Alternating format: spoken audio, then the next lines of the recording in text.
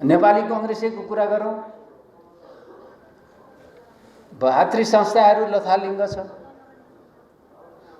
अधिवेशन 82 को मङ्सिरमा हुने भनेर हुनुपर्ने हो, हुन्छ हुँदैन, कोही नेतृत्वहरू पदाधिकारीहरू बोल्नुहुन्न।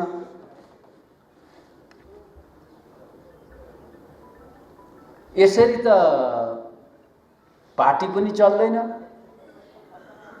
मुलुक पनि चल्दैन। को प्रधानमन्त्री हुने, को मन्त्री हुने सित अहिले जनतालाई सरोकार छैन जस्तो लाग्छ मलाई। म सडकको जनताको कुरा गर्दैछु, तपाईँ हामीहरूको पनि कुरा गरिराखेका होइन। तपाईहरु हामीभन्दा धेरै सडकमा हिँडिरहनु भएको छ। सडकको जनताले, नागरिकले धेरै कुरा खोजेका छैनन्।